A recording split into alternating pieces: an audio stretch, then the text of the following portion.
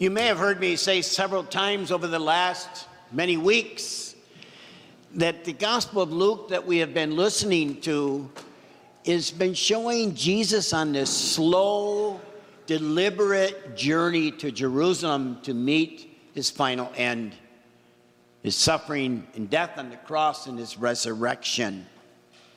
And so he's on this slow journey. And today, Jesus makes his final, really is just before he makes his final entrance into Jerusalem. It seems he wants to make a statement today, a clear statement about what his mission is and what it was always about.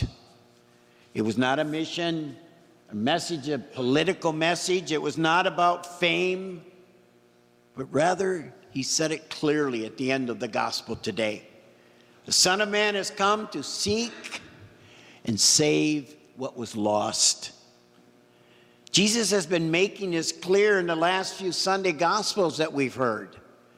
Remember last week, he talked to and praised the tax collector who was praying in the temple with sincerity of heart. That man was considered by society lost. He healed 10 lepers. They were really losers at that time. He had compassion for the poor man Lazarus, sitting there and eating the waste of the animals. Jesus told the parable about the lost sheep, and we had their little children today looking for their lost sheep. I don't know what grade that was. I think it was first, or no, it was a preschool, I think. Yeah. They had them all hidden up here. You should have seen them find the sheep. It was so exciting. I found my sheep. So we had some really good shepherds and shepherdesses this morning. Jesus also told the parable of the prodigal son, one that could have easily lost. So Jesus was always looking for the lost and those rejected by society.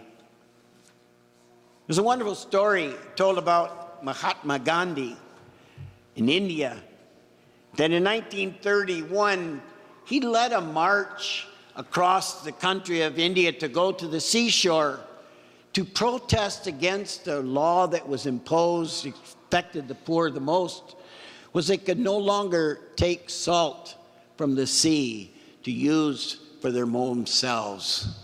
Why that is, I'm not exactly sure, but it affected deeply the poor. And so he was on this long march to protest that. And that he was also one that really was against the caste system that existed, where you had the lowly, then the middle lowly, and then the middle, and then, it was a structured society. And the worst people were those which were called the untouchables. They didn't belong to any caste. And he was concerned about them. And so he met a lot of defiance on his journey. And he finally one day came in on this journey into a very wealthy village. And he was received somewhat warmly. The leader of the village went out and embraced him and welcomed him and asked him, I want you to stay in our village tonight. I'll give you a good meal, a warm bed, and we will make things comfortable with you. And Gandhi said, I can't do that. And he said, where are the untouchables? And he went and was shown where the untouchables lived. And he stayed overnight with the untouchables.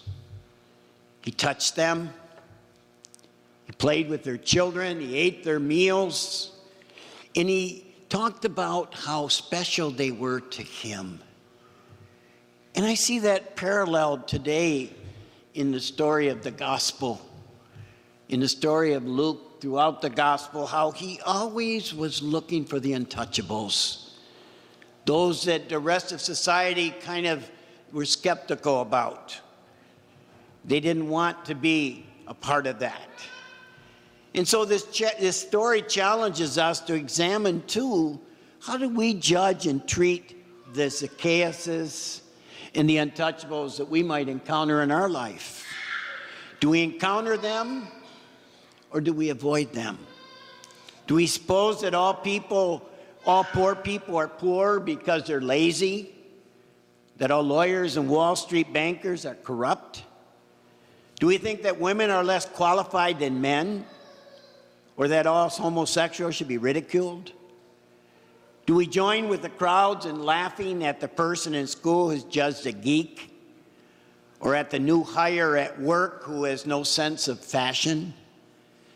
Do we not only disagree with our political opponents, but do we hate them and wish them harm? Avoiding these common prejudices in our society is not just a matter of being politically correct. It is part of the gospel. It's the center of the gospel. Today's first reading from the book of Wisdom says so succinctly, God loves all things that exist. He made them. And if that is true, then even as we disagree with people, and even as we struggle to understand why people act this way or that way, we are called by faith to know them and to love them. Hearing today's gospel, we might ask ourselves to identify who is the Zacchaeus in our life. Who do we have trouble looking at? Who is the person or persons that we do not like? The ones with whom we disagree totally. The ones who are easy to ridicule. Once we have identified our Zacchaeuses, maybe what Jesus is teaching us is today is to look up, and we are asked to bring him or her before the Lord in prayer and ask God to help us to see that person as God sees that person in his image and likeness. As our Zacchaeus stands before us, we will have to decide how we see them and how we judge them. Will we approach them with ridicule or with openness? With rejection or acceptance? When our Zacchaeus comes before us, will we stand with the crowd or will we stand with Jesus? The story of Zacchaeus reminds us also that nothing we have done should be a reason that we stop seeking God in our life. God will look up to the tree. It only makes sense that we are stronger if we can make that search together, because then we can, as brothers and sisters, encourage one another with fullness to believe that whatever we have done, God will never turn us away. He has come for the lost.